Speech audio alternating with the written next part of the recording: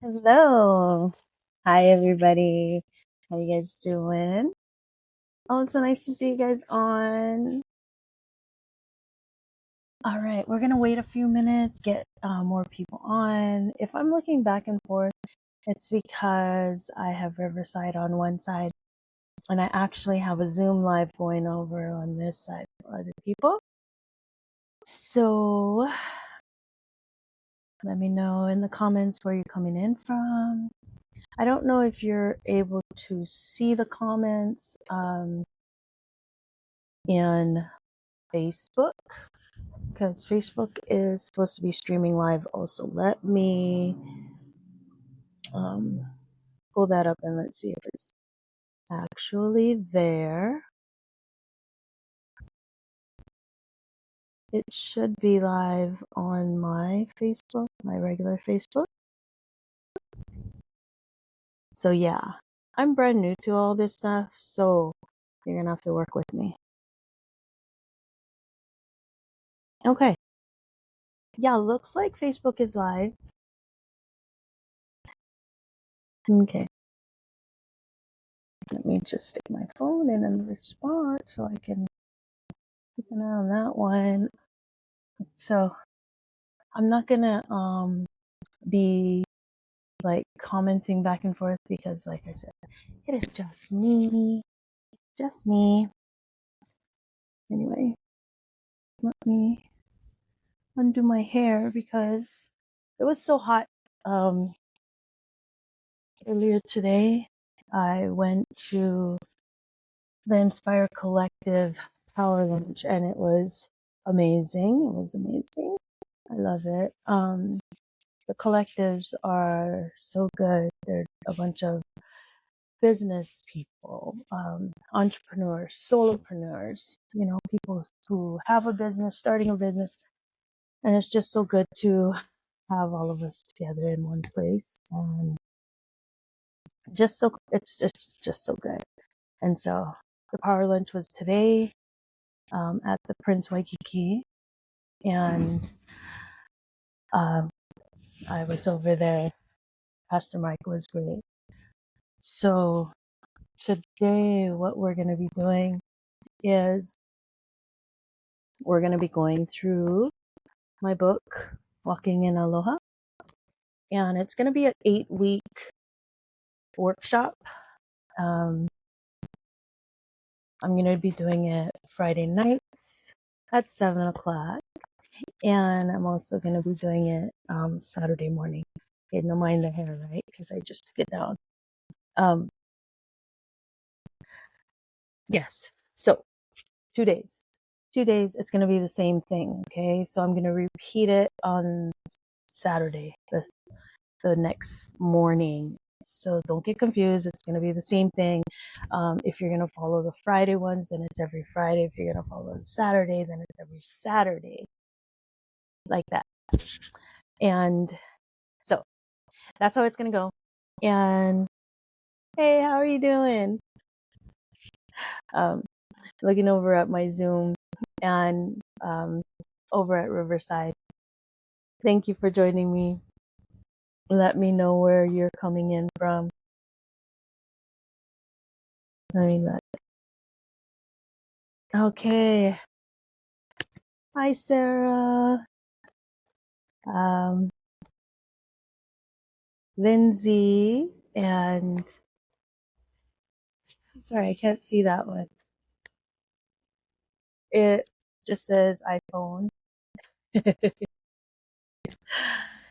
Just says iPhone. Anyway, thank you for coming on. Thank you for coming on. You know what? Like I said, it was hot. It was hot earlier, and I thought, oh, it's okay. I can take my hair down. But as soon as I took my hair down, it's starting to get hot again. So give me 1 second. I'm just gonna pull my hair out. The funny thing is that, and don't mind my unicorns over there. I collect unicorns. I love unicorns. I love purple. But anyway, I still collect unicorns. So 1 second. Let me pull my hair out. This is real life. This is not rehearsed or anything like that. This is real life. Okay. There we go.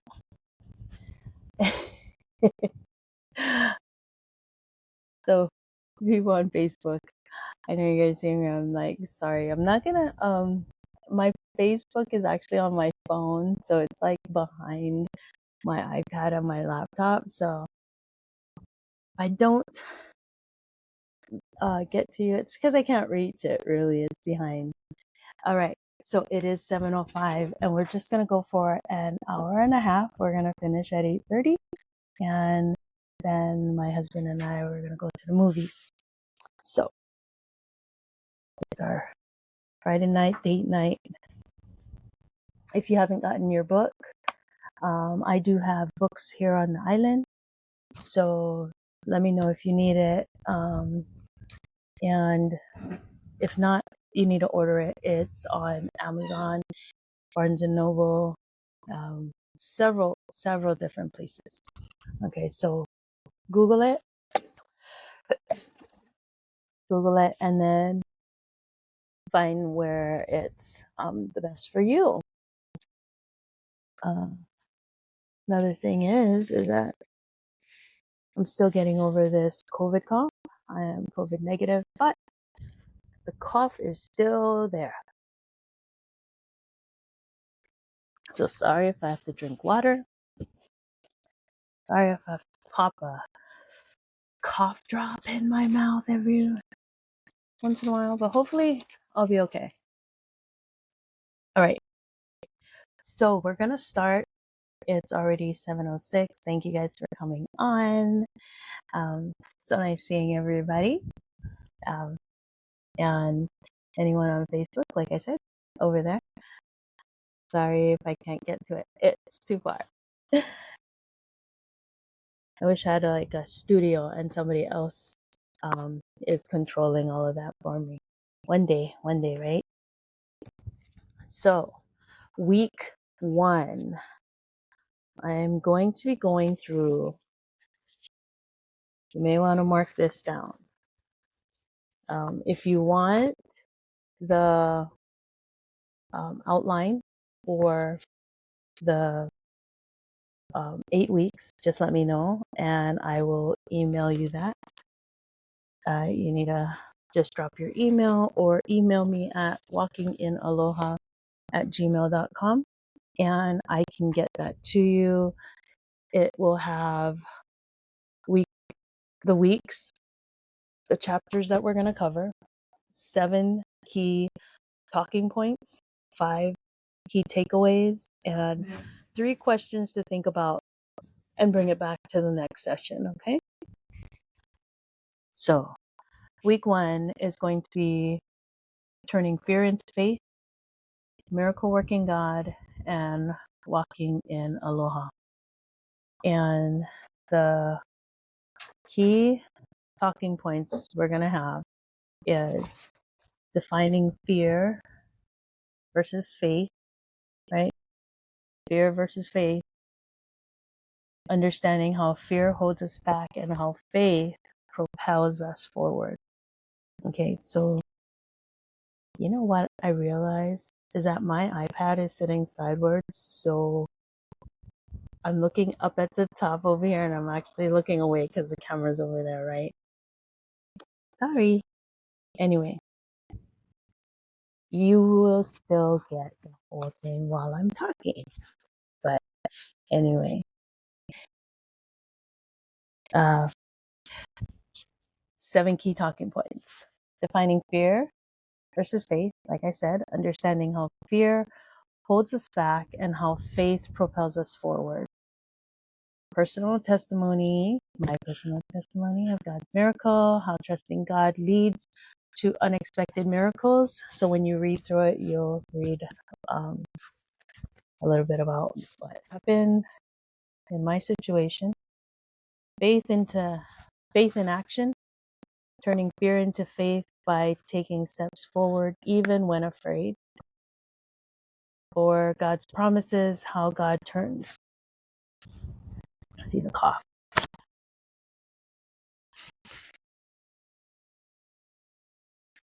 My iPad wants to follow me. Anyway, where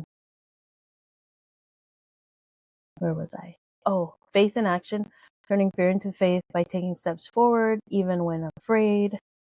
God's promises, how God turns what was meant for harm into good. Genesis 50:20. And walking in Aloha, introduction to living the Aloha lifestyle, rooted in God's principles. Walking in Aloha, 5 steps to living your God potential life. If you already don't know, if you don't know about the book already, I take the 5 letters of Aloha and I use that as the key guide throughout the book. Faith-based transformation, understanding that faith creates transformation in all aspects of life. And 7, fear as a tool for growth, how overcoming fear helps you grow closer to God. So those are the key talking points. And so let's get into this. Right here, I'm going to read part of the book. And my book is like worn, and I took it with me when we went to London. I actually was able to deliver Walking in Aloha books to Refuge. In London. It's one of the largest domestic violence organizations there. They're a help center for women and children. So it was a blessing to be able to just, deliver some of the books there to London. And we traveled from London, got on a cruise that went through Spain, Portugal, down to Morocco, around back up into the Gibraltar Straits, and other places in Spain, because now you're on the other side of Spain, and then into Barcelona. And then from Barcelona, went over to San Francisco. And it was great throughout the way being able to share Walking in Aloha as I went and I traveled, bringing Aloha around the world. So that was so amazing. But as I was saying about my book, it's a little worn because as it traveled with me, it got coffee on it, it got spilled on it because it was in my bag. Anyway, it's well worn. Turning fear into faith. Genesis 50:20 says, "You intended it to harm me, but God intended it all for good. He brought me to this position so I could save the lives of many people." And that is one thing that I believe that I was called to do by bringing Walking in Aloha to the world. Is my story will help other people, and I pray to God that it will help save the lives of many people. So the first part, turning fear into faith, is a bit of my story. Go ahead and read through that. It talks about the situation I was in, the domestic violence that I went through, and how God, through the miracle working God chapter, how God helped me through that. When I was in the hospital, I learned a very vital lesson. It says, between that lonely evening in the hospital, the cab ride home, and my final escape, I learned the vital lesson that is in this book, Walking in Aloha. God gave it to me. Now I share it with you. How did I go from a life of domestic violence to walking in aloha? It wasn't easy. It took me years of working things out and many hours of tears, lying on my face, crying out to God. There were times that I thought I couldn't do it, but I know now. I now know it can be done. Philippians 4:13 says, I can do all things through Christ who gives me strength. It is possible to live the life God intended you to live, despite your past and the pain you've endured. No matter what, God can turn what was meant for evil into good. He did it for me, and I know He can do it for you. So for many years, it's in the book, my friends, pastors, whenever I shared my testimony, the one thing that people would tell me is that you need to write it down. You need to write it out and bring it to the world because it will help save someone, right? And I was actually on a conference and one of the speakers was talking about sharing your story, and he said, every moment that you wait and that you don't share your story, that's the time that someone else isn't being helped. And I was like crushed because for so long I took it too much on myself, and I would say I don't want to live that life again. I don't want to relive any of that. Hold on, I got a drink.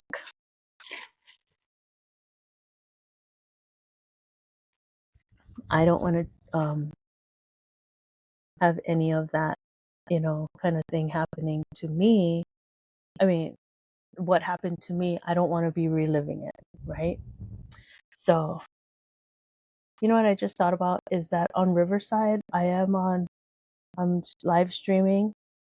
So it is live on Facebook and I am on Zoom, but I might have not set it to be a video. So if it just may be recording audio on the Riverside, but it is live streaming to Facebook. So you may get this just in audio on my podcast, okay? And the podcast is Walking in Aloha. Let's Talk Story podcast. That is on Spotify. It's on Riverside FM. It is on Audible, Amazon Music, and iHeart. Okay, so it's all over. You'll be able to find it. But anyway, like I was saying, Pat Quinn is a world-renowned speaking coach, and he heard my story. And this is in the book. This is what I was trying to say. He said, "There's someone out there waiting for your book, for your story, and for every moment that you hold on to it and don't get it out into the world, that someone is not being helped." And like I said, that completely crushed me because I was the one who was shying away for so many years, not wanting to tell my story. I didn't want the judgment. I didn't want to relive it. I didn't want any of that. So I held on to it. I didn't want to. And then I just kept getting that over and over, different pastors that came in to speak at our church, guest speakers, and it would always come back to the part of when are you writing your book, or something about a book, and I'm like, how do they know this? And then so one day God gave me the idea to write the book. I actually said, if you need me to write this book, then you need to help me. Sorry. Then you need to help me, because I don't know how to write a book. I don't know where to start. And he said, I gave you everything in Aloha. And when I heard that, I was like, what do you like, what does that mean? So I started writing out everything that I went through and how I got through with it in the context of Aloha, like trying to think of the acronym, right? ALOHA. And that is how it became.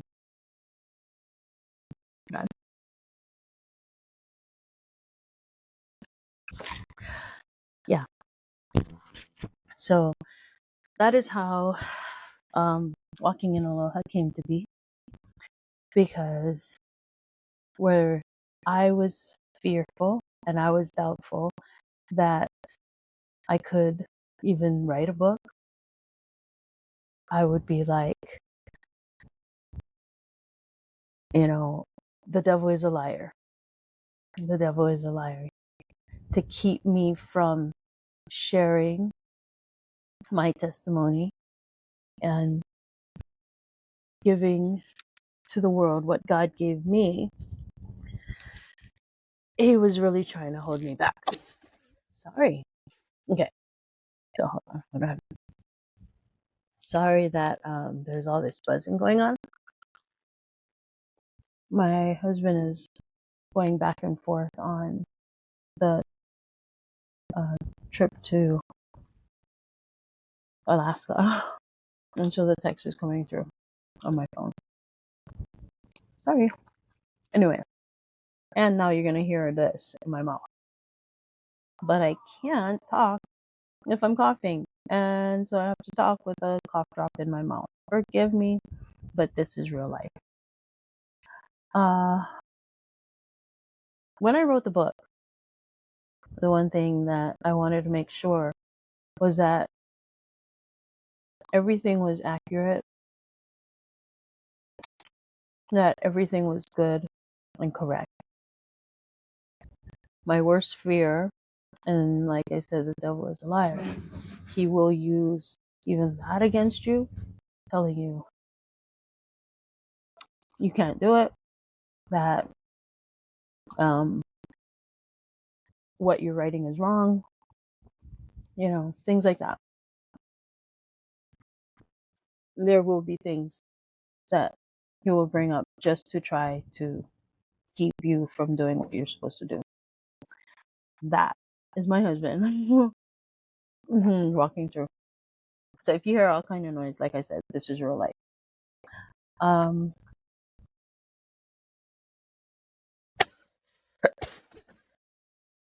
So yes, I carefully combed through the words that I wrote. I did not want any of my words to lead anyone astray. And what I wanted to do was to lead them to Christ. So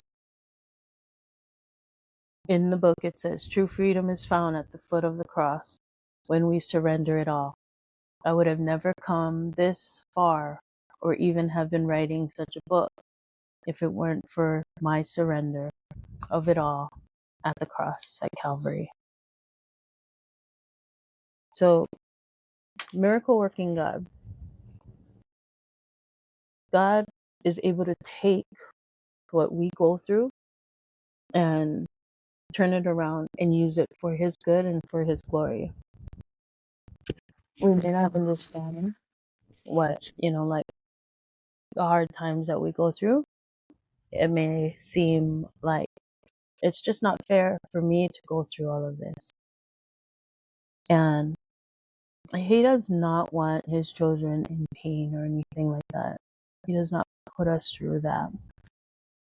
Don't get that part wrong. But if we do go through something, he can take that and turn it to good. In the Bible, Joseph was taken, his brothers were all against him and everything. They were jealous because his dad put Joseph first in a lot of things. And then Joseph started having these dreams. And especially with the dreams, he was like, they were like, oh, so you're saying that we're gonna bow to you and all this. Then they wanted to get rid of him. And that's where that scripture comes from in Genesis 50. So walking in Aloha will be a tool to help guide you into living that life that God intended you to have. As you read and review the worksheets, there's worksheets in the book if you haven't already gone through the book. Be kind to yourself, stay in constant prayer, and recognize your path. You are walking in Aloha. It takes time and patience. You are not on this journey alone. You have a community that's walking with you. Most of all, you have the Holy Spirit inside you to guide you. So use walking in Aloha as a guide to help you to live that life that God intended you to have. No more fear, no more doubt. Live the confident life that you were created for. Will it be perfect? No, it won't.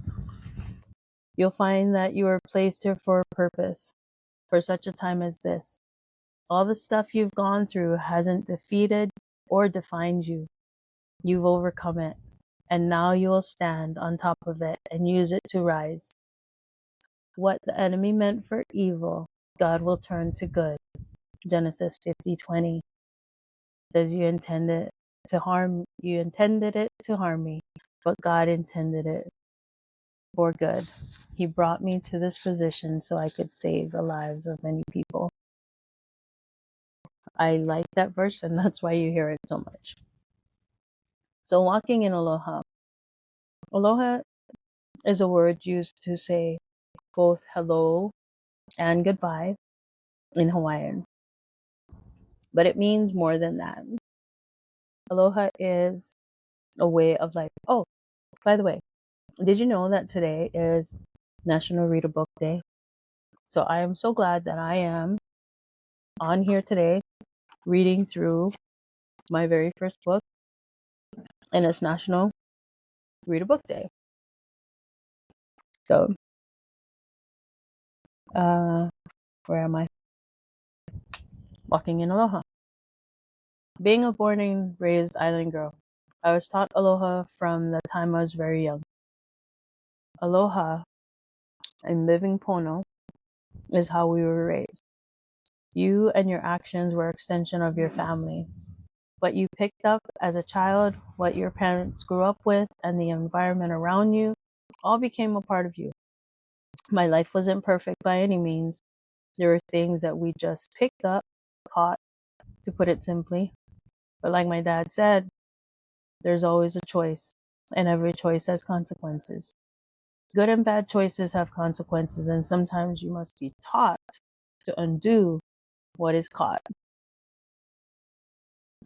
So my dad, he was a well-known kung fu instructor on the island, and we were held at a higher standard, actually, to say. We were taught honor and respect for yourself, your family, your elders, and everything around you. The motto was land, where you lived, life, how you live, and lokahi, or unity, living with and for your ohana. Lessons came hard back then, but we learned. I learned. But what was happening now was not what I learned. So going through the time of domestic violence, that was not something that I learned, right? My mom and dad stayed together. I mean, like I said, my life was not perfect by any means. But they stayed together. They were together until my dad passed away. My mom never got remarried, and then she passed away, right? So when I got married, my first marriage. And no, first marriage was not what I'm writing about. Okay, just to put it straight, everybody knows it was. I was married twice, 3 times now that I'm married to Bruce.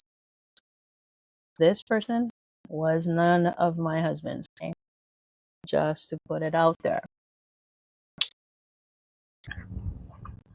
But yeah, I was talking about family.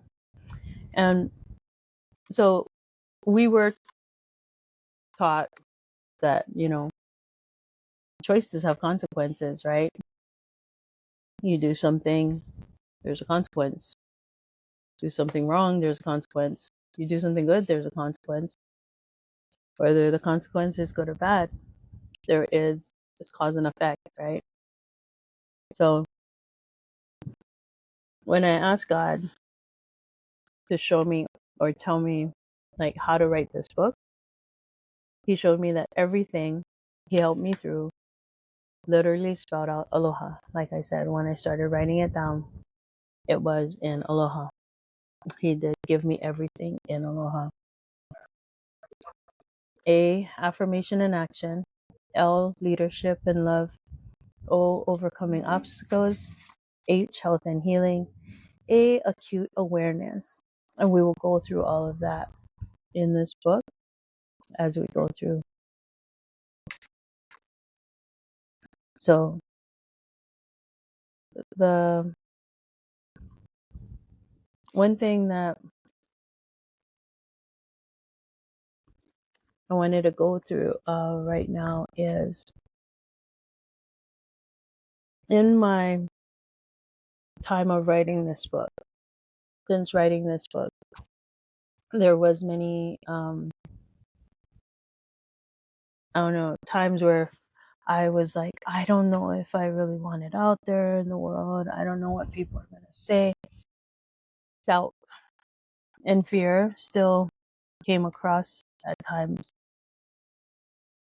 When you're walking in aloha, when you have already learned or have walked through that time of affirmations and actions, leadership and love, overcoming obstacles, health and healing, and acute awareness, it's not one and done. It's not going to just go away, and you're going to have this perfect walk of life. No, this will be your guide, your tool to walk every day in aloha, right? So when fear and doubt comes, you can't be like, oh, you wrote a book and you still fear and doubt. Well, how can you write a book? Excuse me. You can. You can. You still can write a book. You still can do that. You still can put it out there. You still can teach people things. And yes, you still can have fear and doubt that comes up every once in a while. The one thing that is now different is how you handle that and how you work through that. So that part is different. And that's the part that I now know. My notes. I now know that no matter what, there will be times where I'm going to have to use affirmations and actions again to pull me through things. When the book came out, I was like doubtful that anybody would read it, that people would accept it the way it is.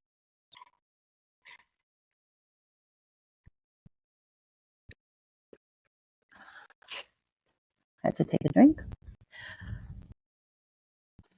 But now I am so blessed to see that it is a 5-star book right now. I don't know the people who write the reviews, right? So when you look at it, when you look at your reviews, for me, I just thank God that it is another life that I've touched. Now, those are just lives of people who actually wrote reviews. I don't know of the others that I helped. I don't know of the other people that have shared the book and, brought it to other people's attention and now they're reading it. I don't know all of that. The one thing that I can say is, is that I trust that God will use it in the way that He saw it fit for me to write it. And it doesn't matter if I know or not, right? That's the truth. It doesn't matter if I know or not.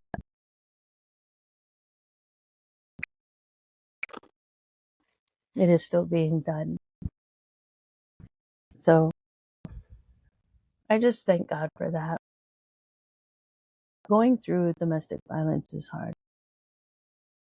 When I saw recently, it was pretty sad that there was a lady that was married to a military guy and she was missing.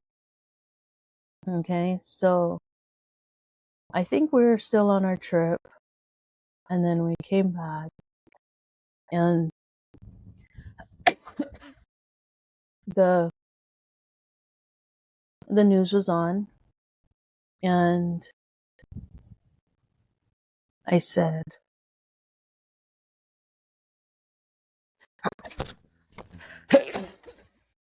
right,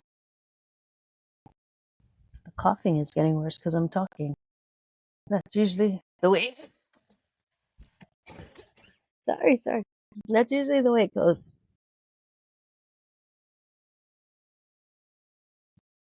The more I talk, the more I cough. So, Lord Jesus, help me with this cough. Keep it calm while I'm sharing, walking in Aloha. Anyway, when that news clip came on and we just got home, I was putting things away and I wasn't even paying attention to the TV. But as I was walking, I heard that she was missing. And I stopped and I looked at my husband and I said, they're going to find her. They're going to find out that it was her husband who did it. I just had this sinking feeling like, oh, they're going to find out that her husband killed her. She's still missing. I don't think they found her body. But evidence in the car and in the home, says that she is probably dead. And like I said, she was pregnant. So, yeah, horrible, sad. Domestic violence is hard. For me personally, I held a lot of it in and I didn't share it because in the beginning, when it was just starting, I tried to say it, I tried to mention it to people. And it would, hold on, one more time.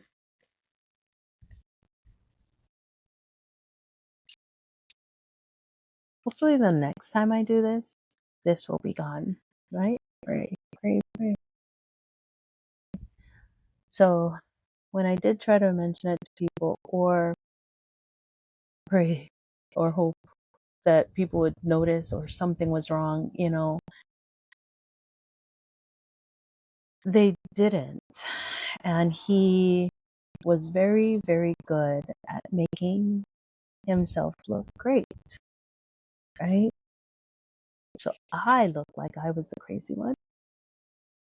And now that I have learned about the narcissistic behaviors and the things that they do,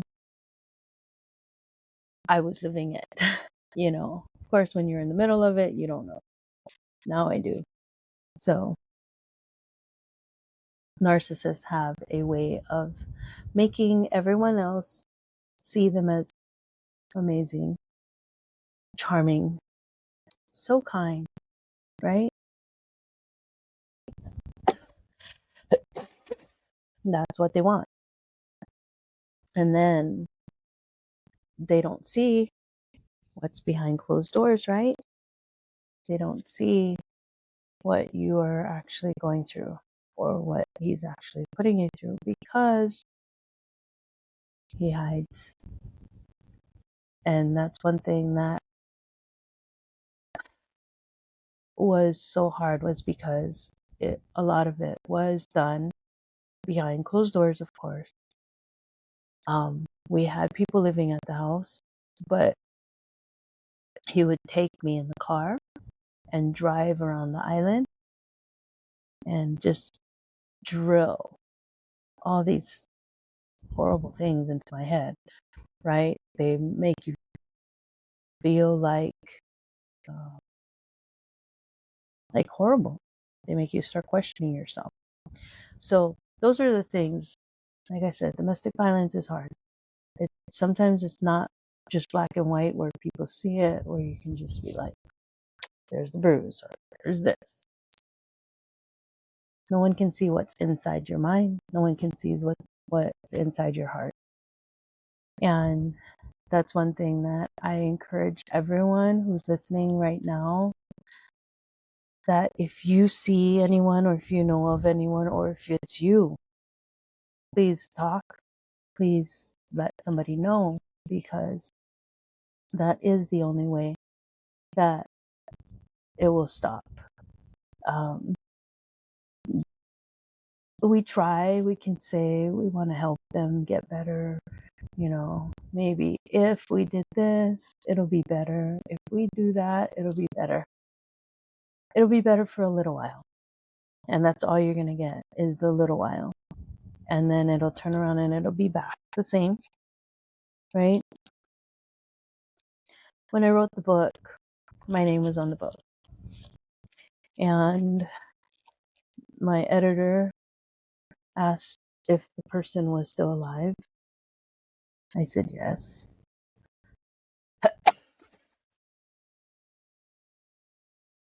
And they said that it's probably not safe for you to just have your book out there in the world with your name on it. If he comes across it, reads about it, he'll know it's him, even though you never mention a name and you never mention anyone else's name. So it was safer for me to keep my name off of the book. So why am I right now on video just telling about it? It's because I know what was done was wrong, and I know that I am not going to hide anymore. I'm not going to protect him anymore. Like they said, it's protecting myself, to keep my name off of the book. But I know that I am aware and I keep myself safe. People know where I am at all times.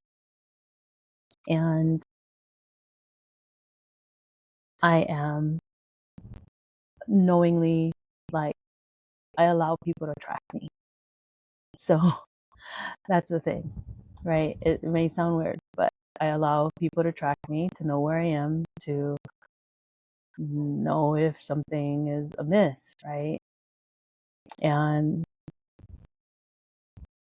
it's okay. It's okay to let people know where you are at all times, just in case something happens. And, I would hate to be the one to put it out there to say, like, oh, if something happened, then look there. right? You never want to say that. But you have to be vigilant enough. You have to create that awareness around you enough that people are open to that, open to those ideas. Not be so like, oh, nah, no way, right? Because you never know. Nobody knew what I was going through until later. So just know that to put yourself in that place, I know it's hard, especially if you're in it right now. If you're in the middle right now, you're like, you don't know what you're talking about. That's just not the way it is. I understand. It's scary. There's so many reasons, like, I don't want to lose my home. I don't have a place to go after this. He'll take everything away. Nobody will understand. So many things, right? So many things. But know that there are people that will listen. I want to tell you this. Sorry. One more time, drinking water. I am recording, hon. He told me, shh. You hear him? Anyway, it's because he's making noise. So, I want to tell you this. Before working at TSA, I was working with the DOD, Department of Defense, and I was a teacher there, right, with the Army. After COVID, I said I want to, like, move into working with TSA because my husband was working there, and the pay was better. So I wanted to go there. From TSA, I started taking a course in Homeland Security. I didn't know why I was taking a class in Homeland Security, but I knew I needed to take this classes. It was there, it was opportunity, and for some reason, I was like, I just could not let it pass. But I'm 56 years old right now. I did not think that I was going to be like getting another position in Homeland Security or anything like that, but I did want to learn. And I did my best in my courses, and I got a degree in Homeland Security, a specialized certificate, or whatever it says. I don't even remember. And once I was done with that, so I passed all 3 courses throughout with 4.0, graduated with a 4.0. In that, I was told that there was another program that TSA was offering, and it was criminal justice. And I thought, it is so hard already to go through school and work full time and be an entrepreneur, more like a solopreneur, right? And write books and all of this stuff. So I have 2 books out now, right? I was like, why do I want to take another class? I don't think I want to take another class. What is that going to do for me? And so, of course, whenever I get there, the best thing I do is pray. And so I prayed, like, Lord, why would I need to take this class? Why would I need to go and do the criminal justice? What is in it for me? Because I am old. I don't plan on working like another 10, 20 years, right? But going through the criminal justice, the associates will actually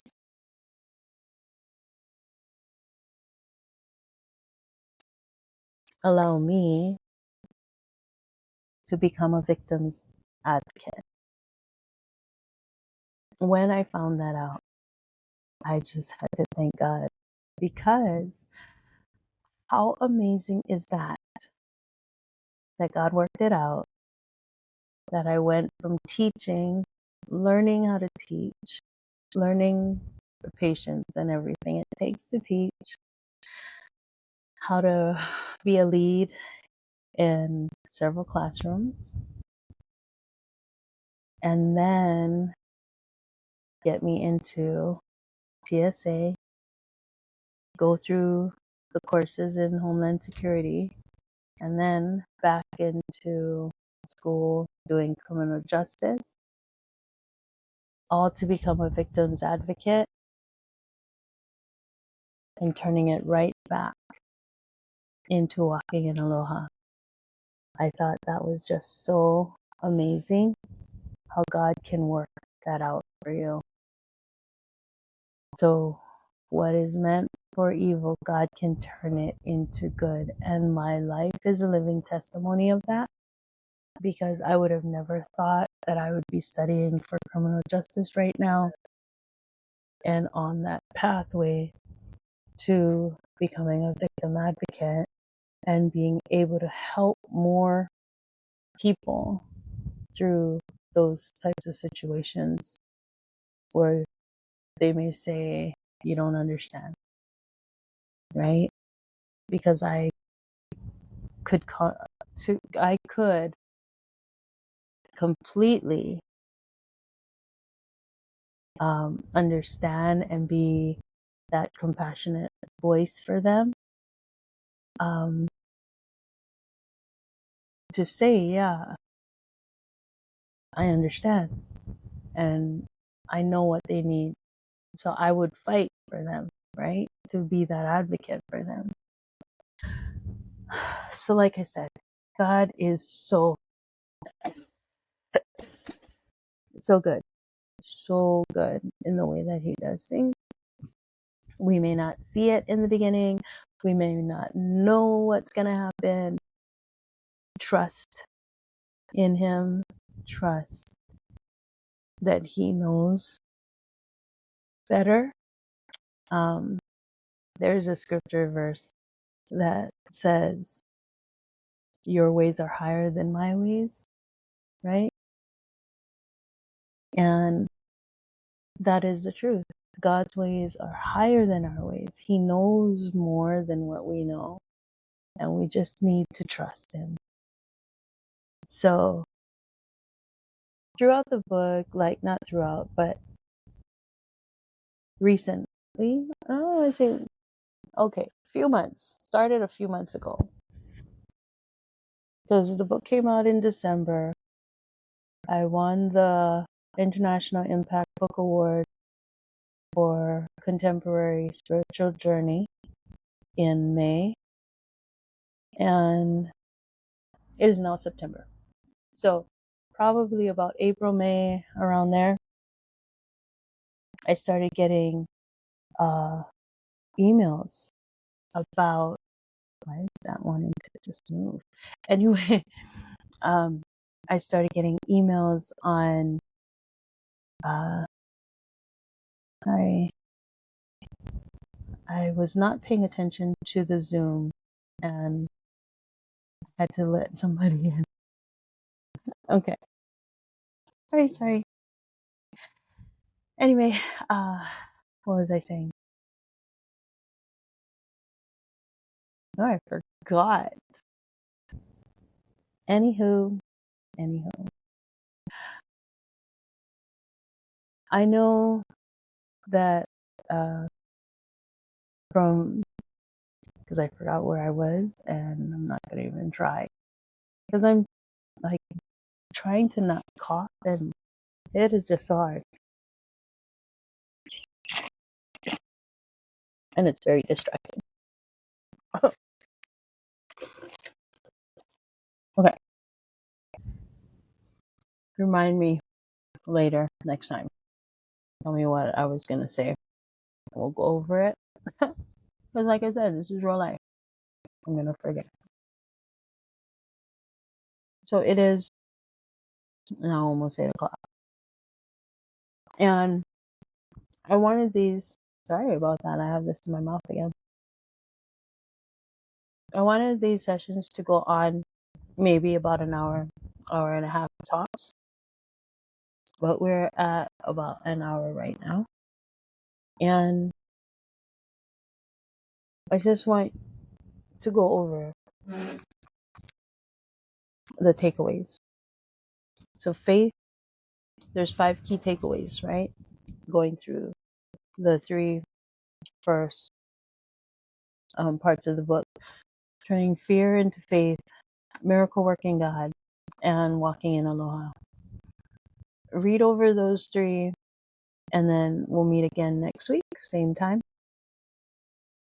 So the 5 key takeaways are: faith allows you to transform fear into strength, right? So to move from fear into faith, and faith will bring that strength. And God works miracles when we trust Him and surrender our fears. Aloha, ALOHA, is a powerful guide in living in faith, love, and purpose. God turns challenges into opportunities for growing and blessing. And number 5, faith requires action, moving forward even when fearful. Even when you're scared, even when the devil tries to stop you and keep you from going forward, face that fear, pray, trust God, ask Him to walk you through it, even though you're afraid. Walk through it. One of my other mentors, like when you're gonna do something, do it messy, do it scared, do it anyway. Yeah, you're just going to do it. And once you start moving forward, then that momentum is going to carry you through over and over. Things will start to change. You will start feeling better about what you're doing, and you will be walking in aloha. So I want you to write down these 3 questions to think about for our next session. What is your biggest fear, and how can you begin turning it into faith? What have you experienced God's when, not what, when have you experienced God's miracle working power in your life?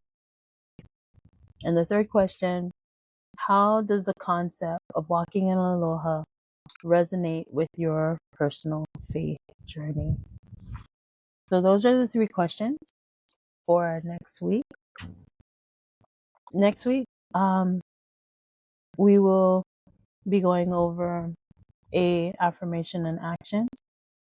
So we'll go over the 7 talking points again. After that, I have this 5 key takeaways, and I will give you another 3 questions. So that is the process of the 8-week workshop. And I just thank you all for coming on. Thank you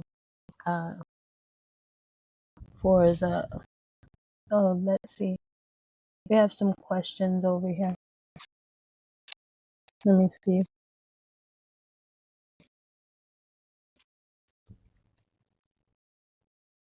So, yeah, it's a hard part.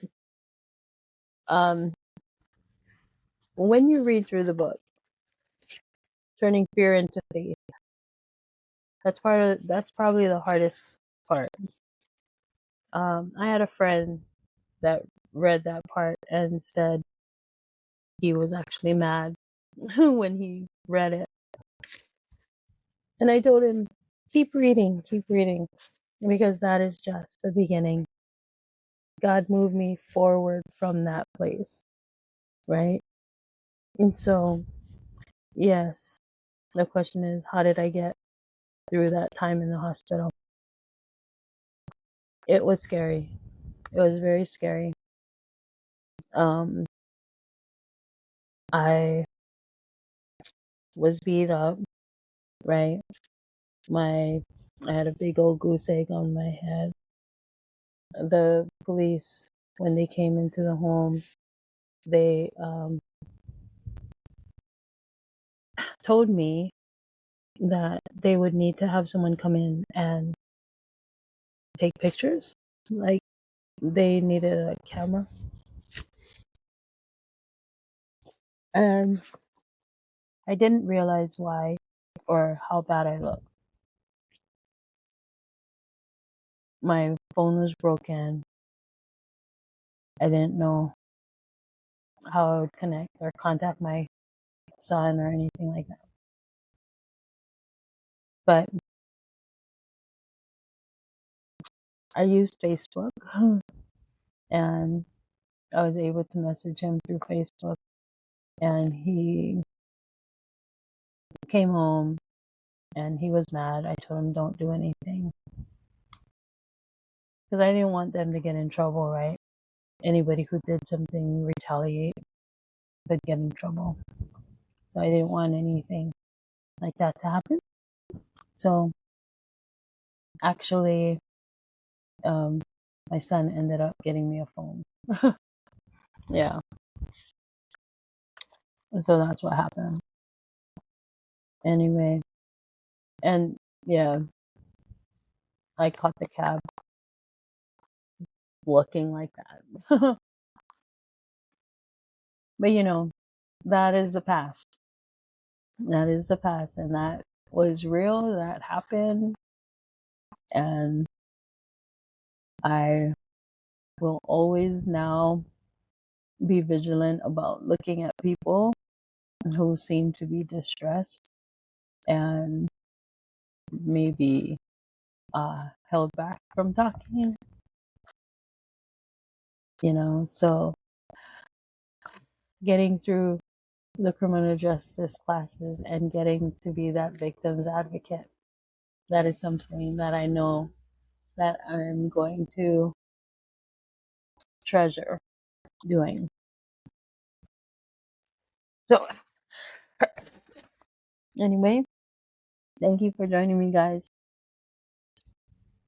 And the audio will be posted on my podcast, Walking in Aloha, Let's Talk Story podcast. I'll be putting it up there. Coughing and all. I'll be putting it up there. Maybe some of it I can edit out. I can't edit out my voice. I can't edit the video. What I can say is that this is real life, and I thank you guys all for coming on. See you next week, and if you want to join us, we'll be back on tomorrow morning at 10, bringing the same week one. Okay, so if you want to follow us on Fridays, follow us on Fridays. If you want to follow on Saturdays, go ahead. And if you miss Friday and want to come on Saturday, go ahead. So I will talk to you guys all soon. God bless and have a wonderful weekend. Aloha.